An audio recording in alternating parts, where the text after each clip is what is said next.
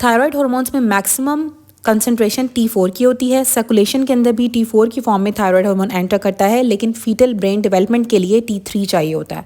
जो unbound form होती है, फ्री फॉर्म होती है, वो T3 फॉर्म होती है, और अनबाउंड फ्री फॉर्म ही एक्टिव फॉर्म होती है। Thyroid gland pre tracheal fascia के अंदर एनक्लोज्ड होता है, और TSH का मेटाबॉलिज्म भी लिवर में होता है, जिसमें इसकी डीमिथाइलेशन होती है, और जो थायराइड हार्मोन्स होते हैं इनका मेटाबॉलिज्म भी लिवर में होता है और डीआयोडिनेशन होती है। अगर एक पेशेंट है वो ऑन लाइंग डाउन, अगर उसको शॉर्टनेस ऑफ ब्रेथ हो रही है सीधा लेटने पे, तो रेट्रोस्टर्नल क्वाइटर होगा। जो सुपीरियर थायराइड आर्टरी होती है वो एक्सटर्नल लेरिंजियल नर्व के साथ रिलेटेड होती है, और जो इन्फीरियर थायराइड आर्टरी होती है वो रिकरेंट लेरिंजियल नर्व के साथ रिलेटेड होती है। सुपीरियर लेरिंजियल आर्टरी जो होती है वो इंटरनल लेरिंजियल नर्व के साथ रिलेटेड होती है।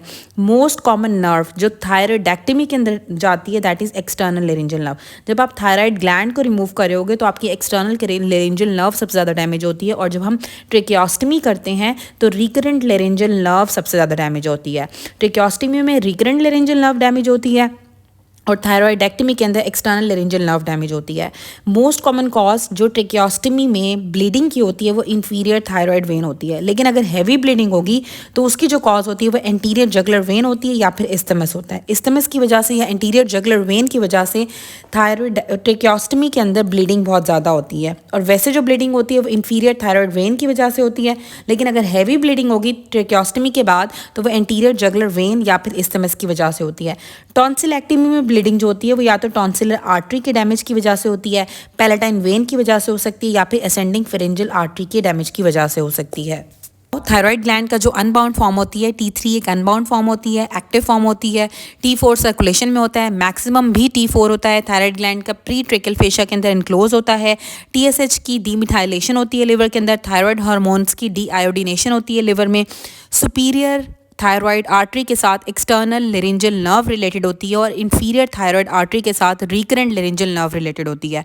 सुपीरियर लेरिंजियल आर्टरी के साथ इंटरनल लेरिंजियल नर्व रिलेटेड होती है।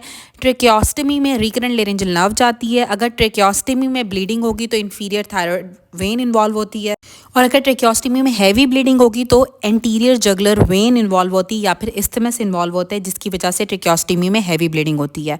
थायराइडेक्टमी के अंदर एक्सटर्नल लेरिंजियल नर्व डैमेज होती है, या सुपीरियर थायराइड आर्टरी की वजह से एक्सटर्नल लेरिंजियल नर्व का डैमेज होगा।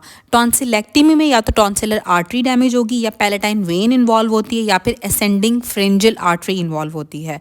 थायराइड ग्लैंड की सुपीरियर थायराइड आर्टरी के साथ एक्सटर्नल लेरिंजियल नर्व, ऊपर की तरफ आपकी एक्सटर्नल लेरिंजियल नर्व होती है, और नीचे की तरफ से रिकरेंट लेरिंजियल नर्व आती है। और थायराइडेक्टमी के अंदर एक्सटर्नल लेरिंजियल नर्व डैमेज होती है, और ट्रेकियोस्टमी के अंदर रिकरेंट लेरिंजियल नर्व डैमेज होती है। और ट्रेकियोस्टमी के अंदर जो ब्लीडिंग होती है वो इन्फीरियर थायराइड वेन से, या हैवी ब्लीडिंग जो कि वो एंटीरियर जगुलर वेन से होती है। और थायराइड ग्लैंड जो होता है प्री ट्रेकियल फेशिया के अंदर क्लोज होता है, और इसी वजह से स्वॉलोइंग के साथ आपकी जो थायराइड की जो मूवमेंट होती है थायराइड ग्लैंड